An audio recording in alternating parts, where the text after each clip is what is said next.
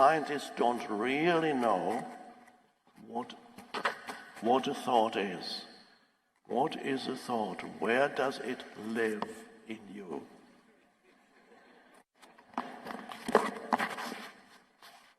Where does it live in you? That's an interesting thing. Does it have now, mainstream science is still largely totally materialistic, which means it says that matter is all that exists and everything is matter. And it says that consciousness is a byproduct, or they say epiphenomenon, in other words, a byproduct of the human brain in some way. This is one could talk about this for a long time. I don't want to go this way and entertain you in that direction. It is more important, experiential. I want this to be an experiential gathering rather than an intellectual gathering. But ask yourself the question, what is a thought? Where does it live? All your memories. I suggest, for example, the memory of, please go ahead, the memory of your deceased grandmother, for example, or the memory of you when you were a child. When you were a child, you lived in a particular place, maybe you had your own room, and you can suddenly recollect many details of the room that you had when you were a child, even how the doorknob felt when you opened the door, the carpet, the furniture, and you can remember your grandmother or your first teacher when you first started school, the teacher you had then, and you can remember.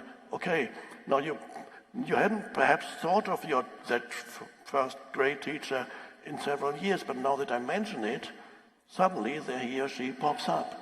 Where and in what form did this first teacher of yours, or your grandmother, or the memory of the room that you lived in when you were 6 years old? And of course there are hundreds of thousands of memories like that, but where did this live in you? In what form? Was it, if it's molecules and atoms in your brain that somehow certain atoms represent your grandmother and other things other molecules represent other things? The weird thing is, if a surgeon opens up your brain, he will not find any of your memories. He will not find you. That's a strange thing. He find things, but not you. He cannot find, because you do not exist on a physical level ultimately, only as a physical body.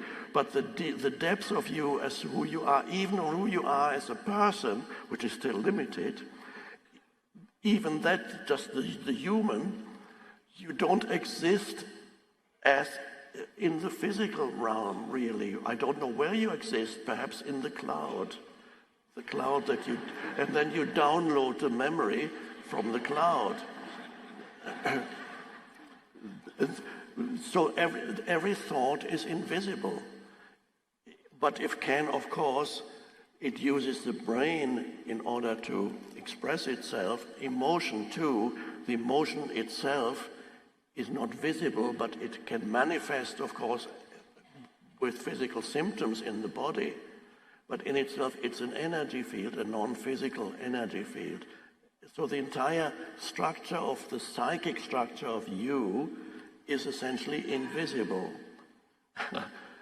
This is why in the famous little book, The Little Prince, I think it was, famous classic, it says, what is essential is invisible to the eye, this eye, which means it means all the other senses too. What is essential is not visible to the senses.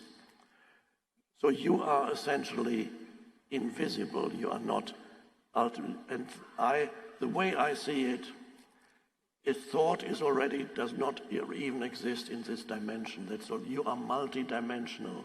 You exist as a thought-made entity, but it's no longer.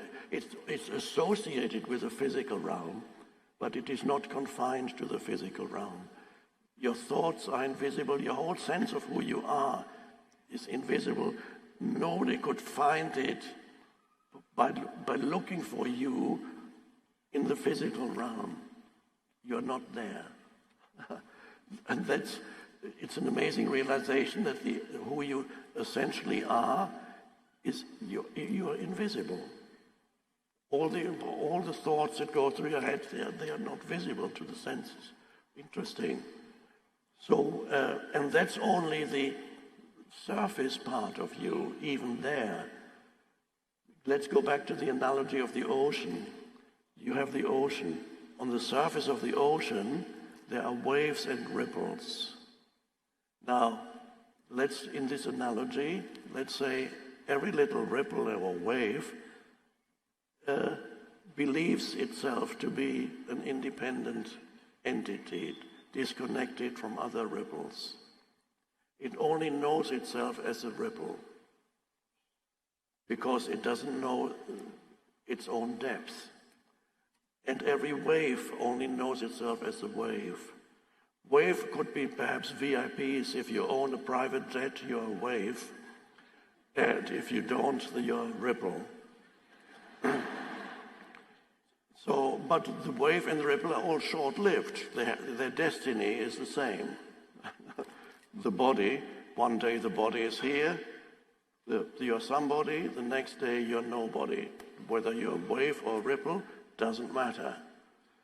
So now this ripple, of course, feels uneasy on the surface of the ocean because its sense of identity is very limited, and it feels sometimes threatened by other ripples, or it wants to use other ripples to associate with in order to become a bigger ripple. And sometimes temporarily that works, but not for very long. And then you're looking for yourself on the horizontal realm. Where can I be a more complete ripple?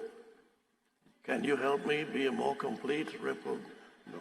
Or I need you, if we come together, we can be a big ripple.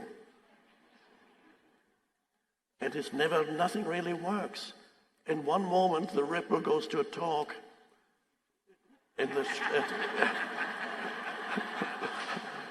and it hears this weird analogy, and then says, "But who are you beyond the body of you as the person, the invisible you?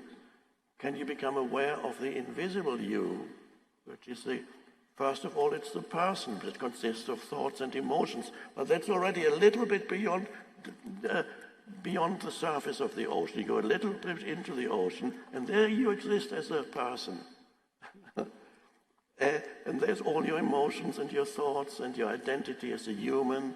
There you are. Already you've become aware of that. And that's still very limited. And that is sustained by the incessant thinking machine. The conditioned mind it sustains the personal selfhood, self-identity. That's amazing. And so the key is to realizing, go deeper and sense your connectedness with the ocean. Ocean in this analogy means consciousness, universal consciousness that pervades the entire universe, the intelligence that underlies all phenomenal existence, the intelligence behind it all, the organizing principle behind the arising of forms, all forms, a vast intelligence that exists, not exist as such, but it gives rise to existence. The vast intelligence is being, it doesn't exist because everything that exists in this dimension.